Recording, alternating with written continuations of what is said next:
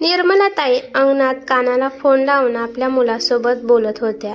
आपला मुलगा काय बोलत आहे त्या शांतपणे ऐकत होत्या. त्यांच्या चेहऱ्यावरचे रंग उडाले होते, पण त्यांना आनंद सुद्धा झाला होता. छान केलं बाळा, खूप छान निर्णय आहे तुझा. तू माझ्यामुळे कोणतंच टेन्शन घेऊ नकोस. तू निवडलेल्या पसंतीवर माझा भरोसा आहे.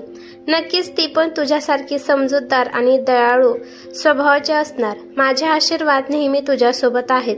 निर्मलाताईचा मुलगा जो आता दुसऱ्या देशात होता, तिथे त्याला एक मुलगी दिसली आणि ती मुलगी खूपच सुंदर होती आणि तिचा परिवार पण तिथंच होता. त्यामुळे आईला न सांगताच राजवर्धनने कावेरी सोबत लग्न करण्याचा निर्णय घेतला होता. आणि कावेरीच्या सुद्धा घरच्यांना कोणताच प्रॉब्लेम नव्हता, कारण राजवर्धनचं लग्न 2 दिवसांनी होतं आणि 2 दिवसात आईला तिकडे जाणं शक्य नव्हतं. त्याला दुःख वाटत होतं की आपली आई लग्नाला येणार नाही. निर्मलाताई आपल्या मुलाला धीर देत होत्या. माझ्यामुळे अजिबात टेन्शन घेऊ नकोस. तू लग्न करायचा निर्णय काहीतरी विचार करूनच घेतला असेल. मला काहीच प्रॉब्लेम नाही, असं म्हणून निर्मलाताईंनी फोन ठेवला. पण कुठे ना कुठे त्यांचं मन उदास झालं होतं. प्रत्येक आईला आपल्या मुलाचं लग्न आपल्या डोळ्याने पाहण्याचं स्वप्न असतं, कारण राजवर्धनचे वडील तर तो लहान होता तेव्हाच देवाघरी गेले होते. त्यामुळे बिना बापाचं निर्मलाताईंनी आपल्या मुलाला मोठं केलं होतं आणि चांगलं शिक्षण सुद्धा दिलं होतं. निर्मलाताईंनी आईची ममता आणि बापाचं प्रेम सगळं काही राजवर्धनला दिलं होतं आणि राजवर्धन पण खूप चांगला होता.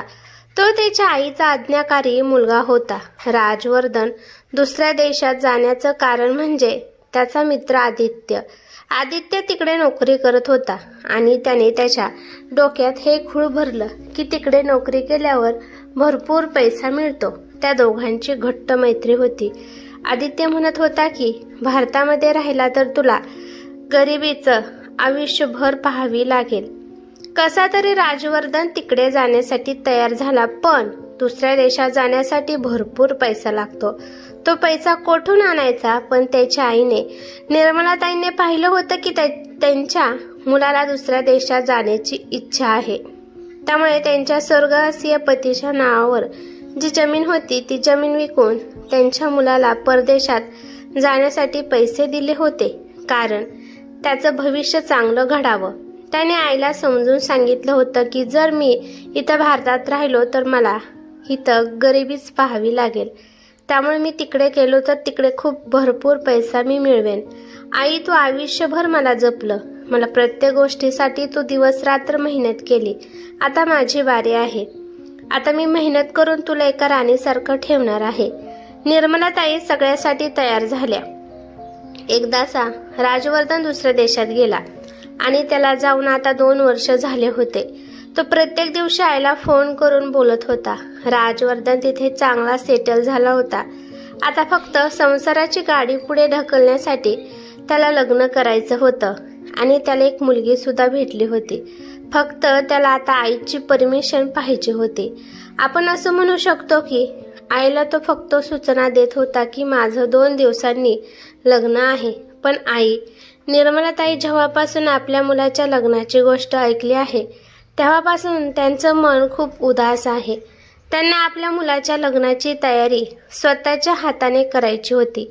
एकीकडे त्यांचं मन आनंदी पण होतं की आपल्या मुलाचं आयुष्य मार्गी लागत आहे, तर मी विनाकारण का उदास हो?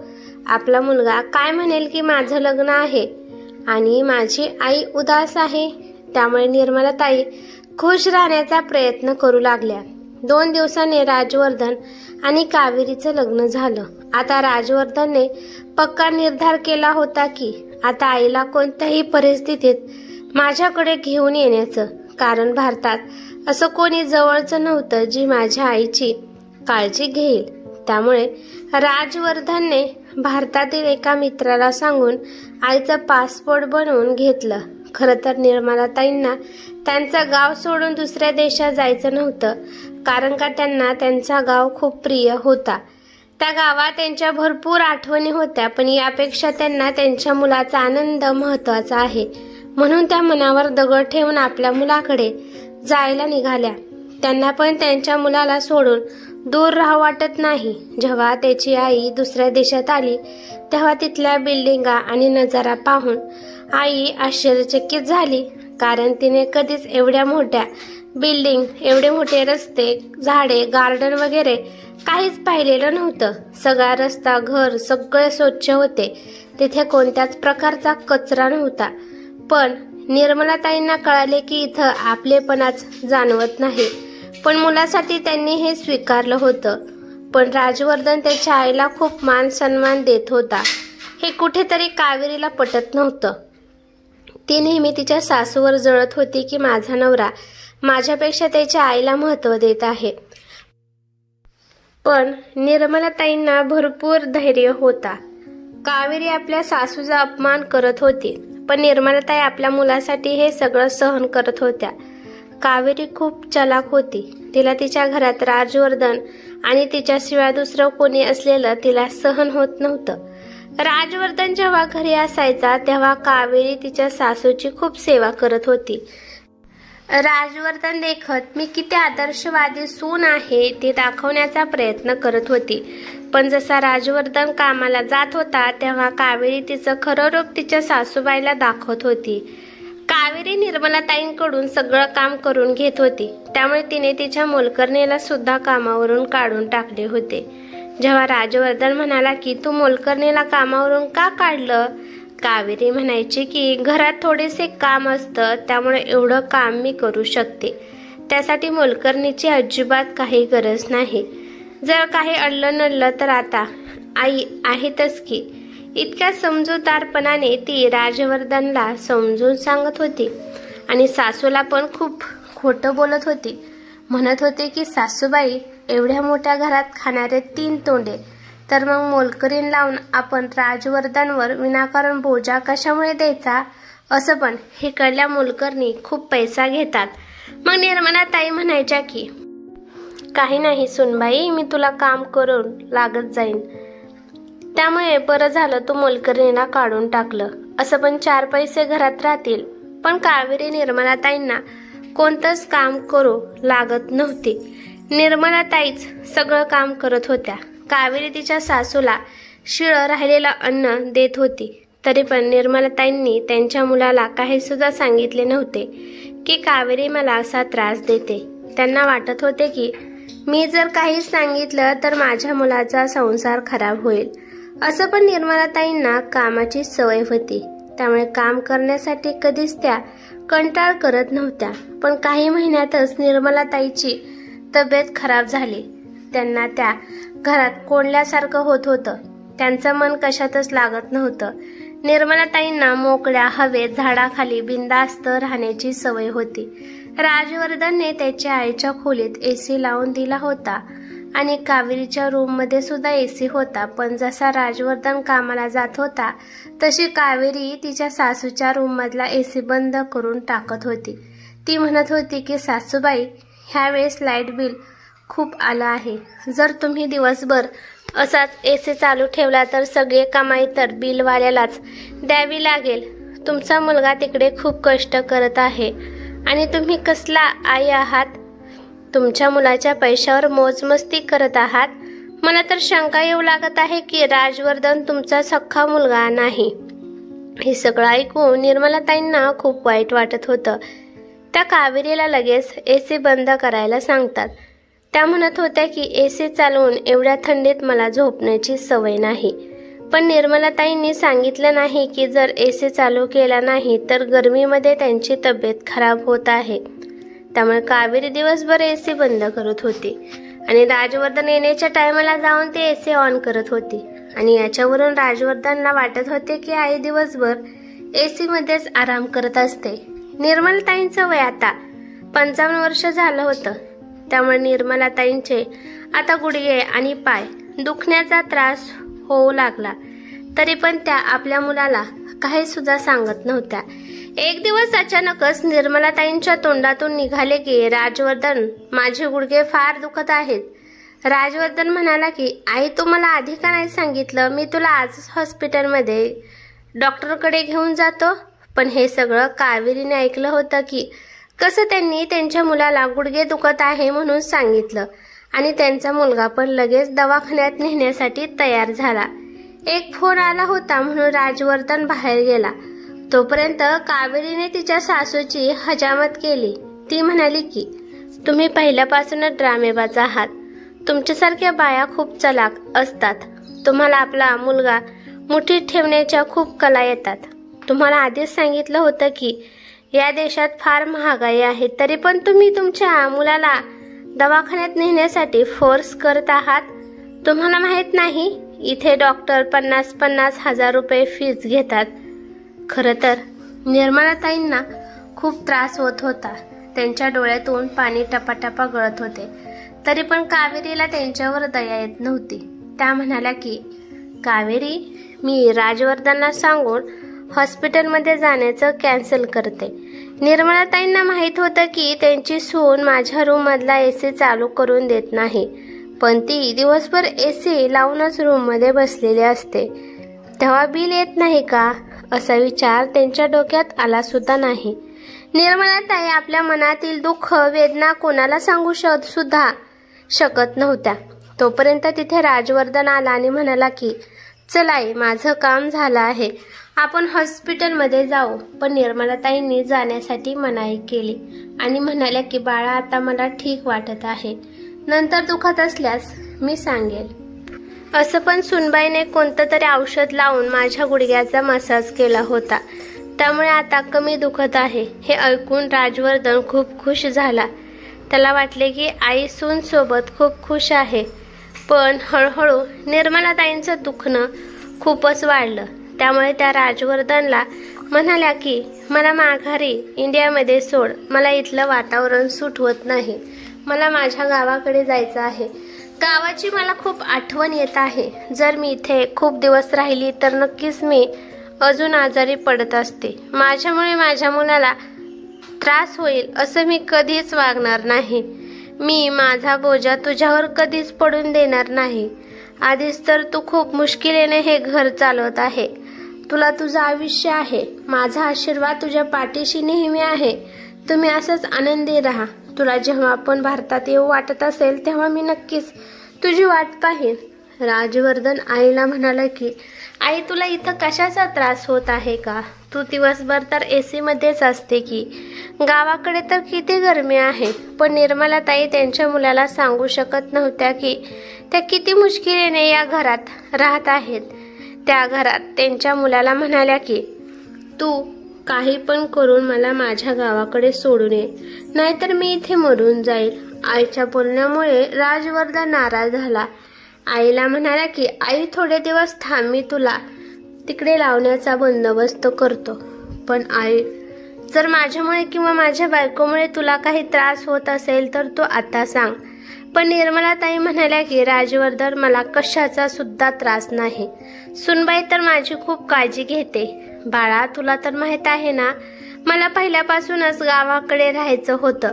इथं मला कोंडल्यासारखं होत आहे. गावाकडे आसपासच्या बायांना बोलून माझं दुःख हलकं होतं, माझं मन हलकं होतं. पण इथं दिवसभर मी माझ्या सुनाचं डोकं खात असते, त्यामुळे ती पण माझ्यामुळे टेन्शनमध्ये असेल. ठीक आहे आई, 4-5 दिवसात तुला गावाकडे पाठवतो. एवढं म्हणून राजवर्धन रागात त्याच्या खोलीत जातो. कावेरी हे सगळं गपचीप ऐकत होती. ती खूप दिवसापासून सासूपासून वेगळं होण्याच्या मार्गावर होती. पण शेवटी मला कंटाळून सासूबाई गावाकडे चालली आहे असा विचार करून कावेरी मनातल्या मनात हसते. जेव्हा राजवर्धन खोलीत आला तेव्हा तो खूप टेन्शनमध्ये होता. म्हणून कावेरी मुद्दाम त्याला विचारू लागली की राजवर्धन, काय झालं आहे? तू टेन्शनमध्ये का आहे? राजवर्धन म्हणाला की आईला गावाकडे जायचं आहे. मला माहित नाही आईला इथं काय प्रॉब्लेम आहे. मी तर तिची किती काळजी घेतो आणि तू पण तिची काळजी घेते.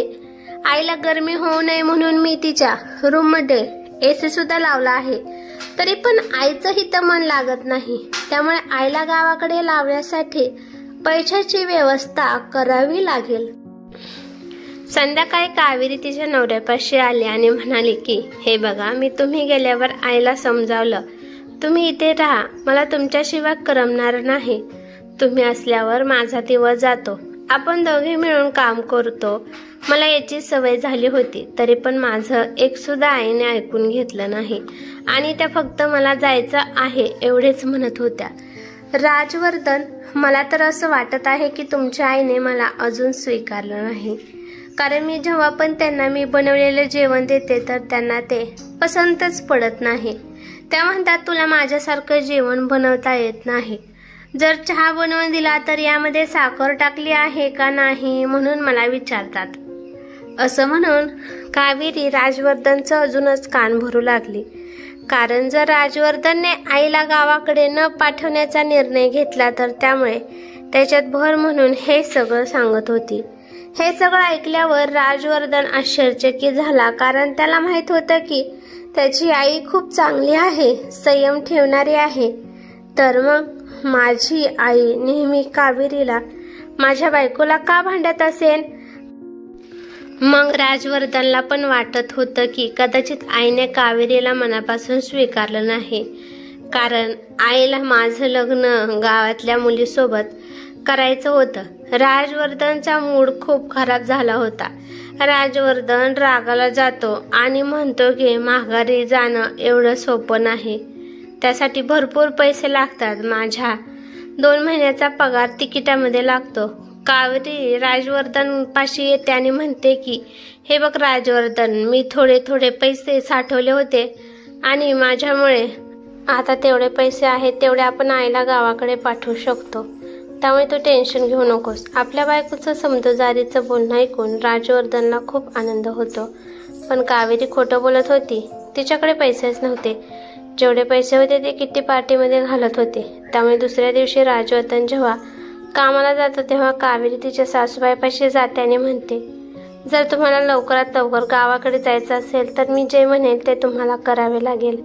मग तुम्ही लगेच गावाकडे जाचाल. जर तुम्ही तुमच्या मुलाच्या भरोश्यावर बसला तर मग तुम्हाला 5-6 महिने तरी जाता येणार नाही. निर्मलाताई म्हणाल्या की मी काय करू असं की मी गावाकडे लगेच जाऊ शकते. तर कावेरी म्हणते की तुमच्याकडे जेवढे पण दागिने असतील ते मला द्या. मी ते दागिने विकून त्याचे पैसे आणून तुम्हाला जाण्यासाठी तिकीट मी बनवून देते. त्यामुळे तुम्ही लवकरात लवकर गावाकडे जाचाल. निर्मलाताई पण तयार झाल्या. त्या विचार करतात की या दागिन्यांपेक्षा मला माझं स्वातंत्र्य प्रिय आहे. कमीत कमी मी सुनबाईपासून तरी मोकळी होईल. पण ते दागिने विकून कावेरीने ते पैसे मी साचवलेले आहेत म्हणून राजवर्धनला दिले आणि शेवटी ते दोघे निर्मलाताईंना एअरपोर्टवर सोडण्यासाठी गेले. आपल्या मुलापासून वेगळे होताना निर्मलाताईंच्या डोळ्यातून अश्रू येऊ लागले, कारण त्या फक्त त्यांच्या सुनामुळे त्यांना मुलापासून वेगळे जावे लागलं होतं. निर्मलाताई विचार करतात की जर कावेरी चांगली असती तर मी कधीच माझ्या मुलाला सोडून गेली नसती. पण निर्मलाताईंनी सून चांगली नाही म्हणून कधीच राजवर्धनचे कान भरले नाही. निर्मलाताई गेल्यावर राजवर्धन आणि कावेरी आपली नॉर्मल लाईफ जगू लागले. सासूविना कावेरीला खूप आनंद वाटत होता, कारण एवढ्या मोठ्या घरात फक्त तीच आता मालकीन होती. राजवर्धन आता त्याच्या आईकडे मागे पुढे करणार नव्हता. तो फक्त माझाच ऐकणार. त्यामुळे त्या आनंदात उड्या मारू लागली. पण तिचा हा आनंद जास्त काळ टिकू शकला नाही, कारण तिची हळूहळू तब्येत खूपच खराब होऊ लागली. त्यामुळे तिला कळतच नव्हतं की असं काय कारण आहे त्यामुळे माझी तब्येत खराब होत आहे. एके दिवशी राजवर्धन त्याच्या बायकोला म्हणाला, कावेरी, तू खूपच बारीक झाली आहे आणि तुझे डोळे खोल गेले आहेत. तुला काय झालं आहे?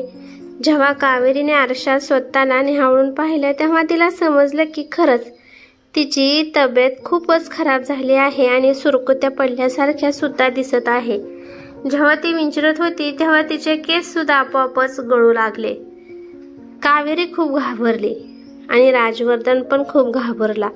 तो तिला घेऊन हॉस्पिटलमध्ये गेला. डॉक्टरांनी काही टेस्ट लिहून दिले, कारण राजवर्धनला जराशी शंका येत होती की नक्कीच हिला कोणता तरी आजार झाला आहे. आणि जशी त्याला शंका होती ती शंका खरी झाली, कारण कावेरीला ब्लड कॅन्सर झाला होता. राजवर्धनने तर डोक्यालाच हात लावला. एवढी सुंदर देखणी गोरीपान बायकोला किती भयानक रोग झाला आहे, पण कुठे ना कुठे तिने जे दुष्कर्म केले आहेत त्याची शिक्षा देवाने तिला दिली आहे. या आजारासाठी परदेशात खूप पैसा ओतायला लागत होता, पण राजवर्धनकडे जास्त सेविंग नव्हती. त्यामुळे तो विचार करतो की कावेरीचा उपचार भारतामध्ये जाऊनच करावा. तो कावेरीला म्हणतो की आपण इंडियाला जाऊ आणि तिथेच तुझा चांगला उपचार करू. माझ्याकडे आता जेवढे पैसे आहेत ते मी इंडियामध्ये तुझा इलाज करू शकतो, कारण का तुझ्यासारख्या बायकोला मला गमवायचं नाही. मी खूप भाग्यवान आहे की मला तुझ्यासारखी बायको मिळाली. हे सगळं ऐकल्यावर कावेरी रडू लागली. ती तिच्या नवऱ्याला सांगू शकत नव्हती की मी किती वाईट स्त्री आहे. त्यामुळे मी वाईट आहे म्हणून देवाने मला ही शिक्षा दिली आहे हे तिने स्वीकारले होते. एकदाच राजवर्धन कावेरीला घेऊन इंडियाला गेला आणि एक चांगला हॉस्पिटल पाहून त्याने कावेरीला ॲडमिट केलं आणि तिथंच तो कावेरीचा उपचार घेऊ लागला. एके दिवशी राजवर्धन विचार करतो की गावाकडे जाऊन आईची तब्येत ठीक आहे का नाही म्हणून एकदा विचारून यावे, कारण आई इंडियाला गेल्यापासून तिने फोन केला नव्हता किंवा राजवर्धन सुद्धा आईला रागात त्याने फोन केला नव्हता. हा विचार करतच राजवर्धन गावाकडे निघाला. जसा तो घरापुढे आला आणि त्याने घरातलं दृश्य पाहिलं तर त्याच्या अंगावरच काटाच फुटला आणि त्याच्या पायाखालची जमीनच सरकली, कारण त्याची आई खाटवर झोपली होती आणि त्यांची शेजारीण त्यांच्या उशाला बसली होती आणि म्हणत होती, तू तुझ्या मुलाला फोन का करत नाही? तू तुझ्या मुलाला फोन करून सांगू शकते की आता माझ्या जाण्याची वेळ आली आहे. शेवटी तुला एकच मुलगा आहे. तुझ्या मुलाला सुद्धा तुझी काळजी नाही. तो त्याच्या बायकोमध्येच मग्न झाला आहे. निर्मलाताई म्हणाल्या की मी माझ्या मुलाला त्रास देणार नाही. माझ्यामुळे मी माझ्या सुनेमुळे आणि मुलामध्ये भांडणे होऊ देणार नाही. त्यामुळे मी त्यांना त्यांच्या आयुष्यातून निघून आली आहे.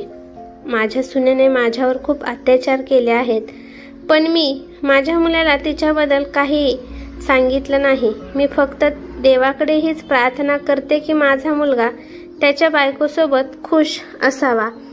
मी कशी पण माझा गुजारा करू शकते. तुझी सून किती वाईट आहे. तिने तुला शिळं अन्न देऊन तुझी तब्येत खराब करून टाकली. तू याच्या आधी या गावात किती निरोगी होती. राजवर्धन उमऱ्यात राहून या सगळ्या गोष्टी ऐकत होता आणि आता त्याला त्याचीच लाज वाटू लागली.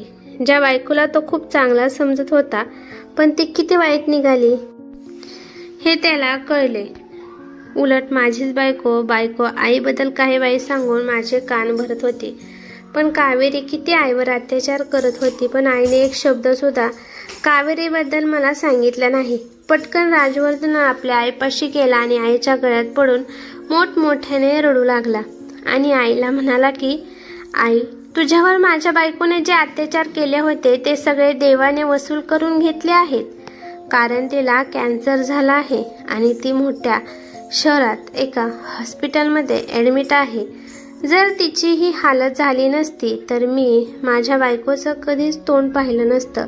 पण देवाने तिला जी शिक्षा दिली आहे ती शिक्षा मला पाहवत नाही आणि मी तिला आता सोडू शकत नाही.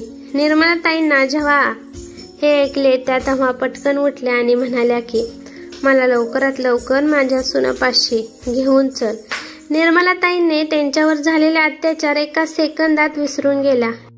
जेव्हा त्या राजवर्धन सोबत हॉस्पिटलमध्ये पोहोचल्या त्यांच्या सुनेची तब्येत पाहून त्यांना खूप दुःख झालं, कारण त्यांनी कधीच आपल्या सुनेचं वाईट व्हावं असं चितलं नव्हतं.